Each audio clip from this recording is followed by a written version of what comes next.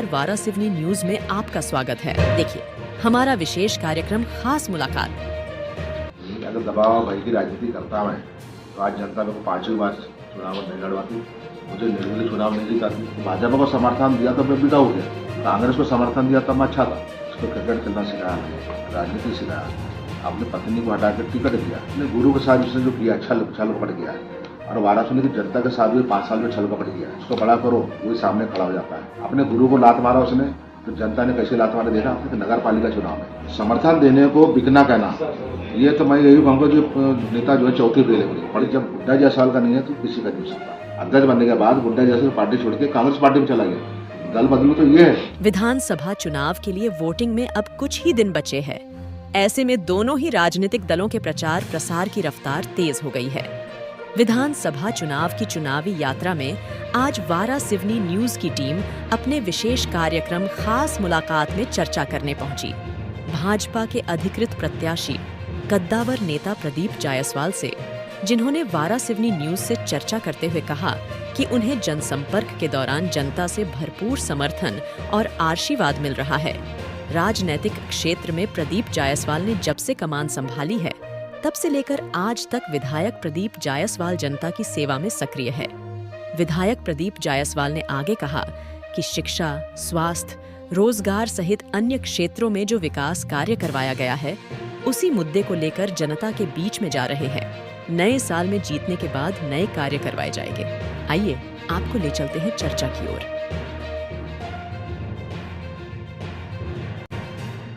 Waraseoni news की खास programme खास मुलाकात में आज हमारे साथ मेहमान हैं विधायक प्रदीप जायसवाल। उनसे जानने की कोशिश करेंगे, चूँकि अब मतदान को कुछ ही दिन रह गए हैं, ऐसे में जनसंपर्क वे लगातार क्षेत्र में कर रहे हैं, आम जनताओं का समर्थन प्राप्त कर रहे हैं। क्षेत्र की जनताओं से क्या इस बार उनके विकास के रोड मैप है, ये भी जानने की कोशिश करेंगे। साथ ही विपक्षियों के जो हमलावर है, जो बयानबाजी है, उस पर भी जो तेजी आई है, वे भी जानने की कोशिश करेंगे कि आखिर विधायक जायसवाल इस बार किस तैयारी के साथ 2023 के विधानसभा में उतरे हैं।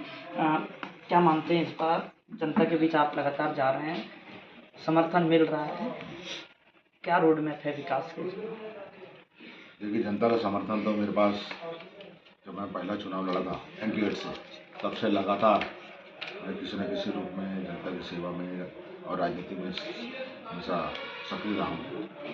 और इस बार भी जैसे निजी विधायक के तौर पे मैंने जो विकास किया, और विकास अनेक ग्रामीण क्षेत्र को लेकर, शहरी क्षेत्र को लेकर, रोजगार के क्षेत्र में, स्वास्थ्य के क्षेत्र, हर क्षेत्र में।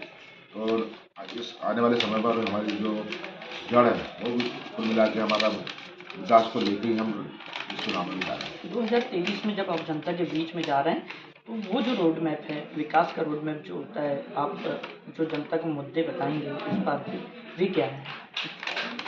मुख्यतः स्वास्थ्य को जो लेके, स्वास्थ्य है, रोजगार का है, इसको लेके बाकी तो हमने बहुत सारे काम करा चुके हैं। हमारा मुख्य रूप से यही कि जो विकास की धारा चल रही है, और हम चाहते हैं कि आने वाले समय पर वो विकास की प्रक्रिया और विकास की गति उसी तरह से बनी रहे। चौथा, हर क्षेत्र में जो काम चल रहा है, तो अगर उसी क्षेत्र में लगातार काम करने की आवश्यकता है, इसलिए मेरे आप फिर से समर्थन दें। महिला मतदाता इस बार पुरुषों से अधिक है।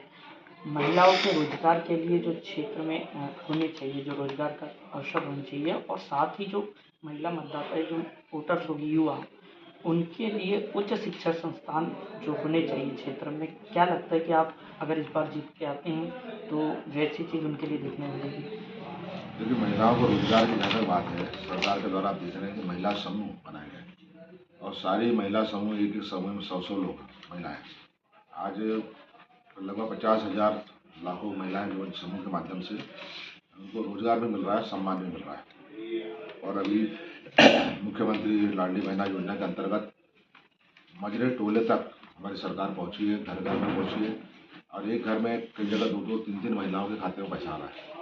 इस तरह से अब सारे परिवार जो है आत्मनिर्भर होने की स्थिति में आ गए।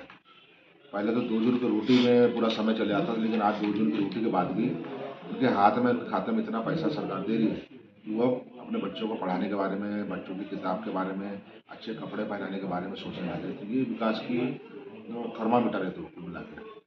और जहाँ तक रोजगार की बात है, तो मेरे क्षेत्र में तो इथेनॉल का हमने प्लांट खोला भी, उसमें महिलाएं भी काम कर रही है, पुरुष भी काम कर रहे हैं। बासी में एक तरह एथेनॉल प्लांट और खुल रहा है 2 महीने बाद। इसके अलावा 2 एथेनॉल प्लांट और आने वाले हैं। इसमें रोजगार के साथ साथ धान की जो खपत बढ़ रही है, धान की खपत बढ़ने से किसानों को जो रबी की धान कभी 800 में जाया करती थी, वो रबी की धान आज 2000 रुपये में जा रही है। तो इसका भरपूर फायदा किसानों को मिल रहा है, हमारे युवाओं को रोजगार मिल रहा है। एथेनॉल की बात करूँ तो उसमें टेक्निकल क्षेत्र में भी युवा रहते हैं, काम करते हैं। इंजीनियरिंग हो, पॉलिटेक्निक हो, ITI हो, 40% जो युवा है यहाँ का वो भोपाल, इंदौर, दिल्ली और बालाघाट जैसे डिस्ट्रिक्ट में जाते हैं। आने वाले समय में इन शिक्षण संस्थाओं को क्या आप यहाँ स्थापित करेंगे? हाँ, निश्चित रूप से। जैसे आप हमारे कॉलेज में देखेंगे, आप LLB के अलावा बाकी जितने पूरे विषय होते हैं, लेकिन ये 5 साल में हम कोई नया विषय नहीं खोल पाए। उसका कारण यह रहा कि जो कोरोना से प्रभावित सरकार, एक तो सरकार का गिरना, दूसरा कोरोना में 2 साल से खराब होना, तो हम कोई नए स्कूल और नए विषय नहीं खोल पाए। लेकिन अब जो सरकार बनेगी, हमारा प्रमुख उद्देश्य रहेगा कि कॉलेज में कुछ नए विषय खोलना। दूसरा ITI लगभग स्वीकृत होने की कगार में ही है, और ITI से निश्चित रूप से हमारे युवाओं को फायदा मिलेगा। नए स्कूल खोलना है, तो ये नए साल में हमारा मुख्य एजेंडा रहेगा। इंजीनियरिंग करने के लिए काफ़ी युवा यहाँ से जाते हैं। इंजीनियरिंग तो हमारे बालाघाट में है, सरदार पटेल इंजीनियरिंग कॉलेज है, मेडिकल कॉलेज भी खुलने वाला नहीं है। तो प्राइवेट है ये संस्था है, क्या गवर्नमेंट के प्रयास होंगे? गवर्नमेंट का मैं इसलिए जरूरत नहीं सफल महसूस करता है कि आज जितने इंजीनियरिंग कॉलेज चल रहे हैं, आज उनकी सीट खाली हुई, वो मैं उसकी आवश्यकता महसूस नहीं करता। लेकिन बालाघाट है मेडिकल कॉलेज, ताकि जो बड़ी बीमारियां हैं, बड़ी बीमारियों को जो ऑपरेशन करना पड़ता है, इलाज कराना होता है, उसके लिए उनको रायपुर, नागपुर जाने की आवश्यकता नहीं पड़ेगी। हमारे जिले में और हमारी विधानसभा में मेडिकल कॉलेज खुलना सबसे बड़ी अच्छी बात है, तो वो जरूरी है। SSP कॉलेज है, वहाँ ऑटोनमस जो चीज़ें हैं, क्या वो आ सकती है भविष्य में? बिल्कुल आ सकती है। 12 सदी में देखिए इतने बड़े बड़े काम आए हैं, 40-40 करोड़ के पुल आए हैं, हमारा गार्डन आया, इंडोर स्टेडियम 2-2 करोड़ के आए हैं। इतने बड़े बड़े काम आए कि अब कोई भी असंभव वाली बात नहीं। इंडोर स्टेडियम के साथ साथ क्या हुआ, तो पिछले बार हमने देखे कि कई ऐसे स्टेडियम का निर्माण हुआ, स्टेडियम के निर्माण होने के बाद वो खाली पड़े। अब क्या वहाँ स्पोर्ट्स एकेडमी जैसी कोई चीज़ें आनी चाहिए, जिससे कि यहाँ के बच्चे जो युवा है वो अंतर्राष्ट्रीय लेवल पे या अंतर्राज्यीय लेवल पर खिलाड़ी बनकर निकले? क्या मानते हैं? देखिए, हमारा जैसे मैंने 1998 में पहली बार विधायक बना था, तब से लेकर आज गांव-गांव में मैंने क्रिकेट को पहुँचा दिया। क्रिकेट गांव-गांव में गया है। तो हमारा ये भी उद्देश्य रहेगा, जैसे हमने रानी अवंतीबाई स्टेडियम, बड़ा स्टेडियम बनाया हमने, दूसरा स्टेट में FCI में एक बड़ा स्टेडियम बनाने का हमारा सोच है, और वो भी हमारे खेलकूद विभाग में लंबित है। तो आने वाले समय पर FCI ग्राउंड पर एक बड़ा स्टेडियम बन सकता है।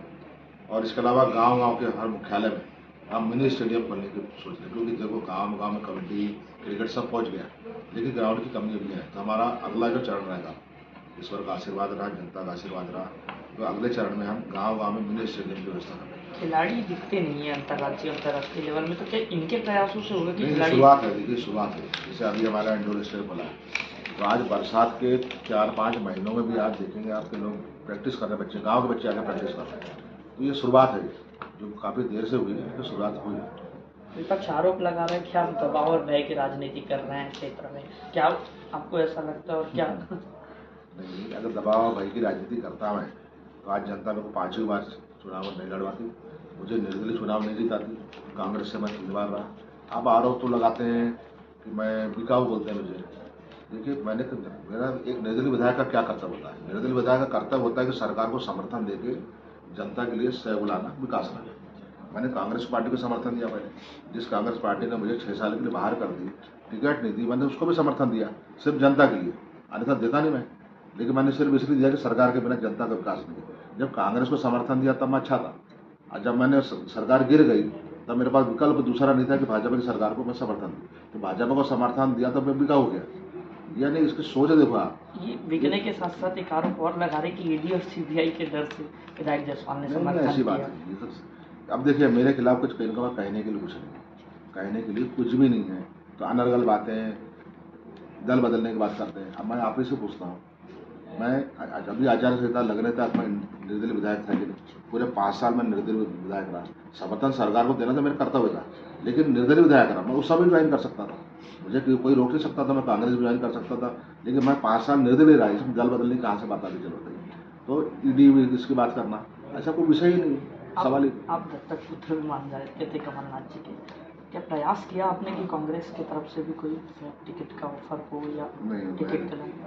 मेरे क्षेत्र की जनता ने प्रयास करी, हमारे कुछ कार्यकर्ताओं ने प्रयास किया, क्योंकि मेरा व्यक्तिगत मामला था।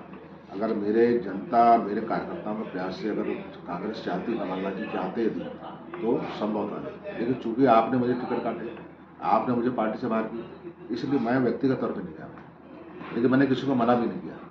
आज जो विपक्ष में कांग्रेस के प्रत्याशी हैं विवेक पटेल 1993 के साथ लगातार आपके साथ जुड़े रहे, क्या कारण रहा ऐसा बीच में कि दोनों के राजनीतिक क्षेत्र अलग हो गए? स्वार्थ की राजनीति, स्वार्थ मानते हैं कि स्वार्थ की राजनीति के चक्कर में आज स्वार्थ है। और ये बड़ी विडम्बना है कि जिसको हम बड़ा करते हैं, इसको क्रिकेट खेलना सिखाया मैंने, राजनीति सिखाया, अपनी पत्नी को हटा के टिकट दिया, बाद वही बात आती है जिसको बड़ा करो वही सामने खड़ा हो जाता है। ये अपने गुरु के साथ उसने जो किया, छल कपट किया है, और वाराणसी की जनता के साथ भी 5 साल में छल कपट किया है। कोई उसने 5 साल में कोई उपलब्धि नहीं उसकी कोई मेरे से हटने के बाद उसकी कोई उपलब्धि नहीं है। और उसका दुष्परिणाम भुगतना पड़ा। अपने गुरु को लात मारा उसने, तो जनता ने कैसे लात मारे देखा आपने? नगर पालिका चुनाव में मेरे खिलाफ मैंने 15 प्रत्याशी पार्टी से अफसर निर्दलीय खड़ा किया था, उसने कांग्रेस से 15 प्रत्याशी मेरे खिलाफ खड़ा किया। पूरे 15 प्रत्याशियों की जनता ने जमानत जब्त कर दी। इससे बड़ी सजा जनता क्या दी है? उसके बाद भी ये परिस्थिति है कि जनता इसको समझ गई है। ये जब बुड्ढा जायसवाल का नहीं है तो किसी का नहीं हो सकता। ये विपक्ष आरोप लगाता है कि आप को टिकट पिछले बार पूरे 99% संगठन कांग्रेस का है, वो उन्होंने आपको साथ दिया और कांग्रेस पार्टी की सरकार बनने के लिए आपको भेजा था, लेकिन आप बिक गए, जैसे तमाम उन्होंने आरोप आप पर लग रहे हैं, क्या मानते हैं? देखिए, मैं निर्दलीय चुनाव जीता, निर्दलीय, और जैसा निर्दलीय विधायक का कर्तव्य होता है, निर्दलीय विधायक की खुद की कोई ताकत नहीं होती, क्योंकि प्रशासन से और प्रदेश सरकार से काम करवा ली। इसलिए मैंने बहुत सोच समझ कर, और जब मैंने चुनाव ख्याल करो आप चुनाव जब जीता था, रात को 3 बजे रिजल्ट आया था, तब आप पत्रकारों ने मुझे पूछे थे कि निर्दलीय विधायक है आप, तो आगे कैसा करेंगे? मैंने उसी रात को 3 बजे कहा था कि जो सरकार बनेगी मैं उसका समर्थन करूँगा। तब मेरे को जो पार्टी मेरे को छोड़ के गए वो सब ताली बजा रहे थे मेरे पीछे। निर्दलीय विधायक का कर्तव्य होता है कि बिना सरकार के सहयोग से विकास नहीं करा सकता। तो मैंने तो ये भी नहीं देखा कि मैं समर्थन कांग्रेस को दे रहा हूँ जिसने मुझे 6 साल के लिए बाहर कर दिया, क्योंकि क्षेत्र के विकास का सवाल था। मैंने कांग्रेस को समर्थन दिया। तब बुड्ढा जायसवाल अच्छा था। जब कांग्रेस सरकार गिर गई, उसी क्षेत्र के विकास के लिए, क्षेत्र के भविष्य के लिए सरकार भाजपा को समर्थन दिया। तो भाजपा को समर्थन जब सरकार को दिया तो मैं भी दल बदल लिए। ये दल बदलों की बात परिभाषा ही गलत है। समर्थन देने को बिकना कहना, ये तो मैं यही कहूँगा कि नेता जो है चौथी फेल है, पढ़े लिखे नहीं है, इस बात को समझ। दूसरा, दल बदलने की बात करते हैं। भाई विक्की पटेल को टिकट लाके किसी ने दिया? मैंने अपनी पत्नी को हटा के इसको टिकट दिया, लेकिन कांग्रेस पार्टी ने टिकट किसको दी? धवल मंडल को दी। लेकिन मैंने धवल मंडल की टिकट को फाड़ के इसी विक्की पटेल की टिकट लाके दिया, पैसे की व्यवस्था किया, इसको अपनी प्रतिष्ठा लगा के चुनाव जिताया। तो आज ये बुड्ढा जायसवाल की पार्टी छोड़ के अध्यक्ष बनने के बाद बुड्ढा जायसवाल की पार्टी छोड़ के कांग्रेस पार्टी में चला गया। दल बदलू तो ये है। मैं तो नई आचार संहिता लगने तक 2023 की 5 साल में निर्दलीय विधायक रहा। कहाँ दल बदला मैंने? नया चुनाव मैंने नए ढंग से लड़ा।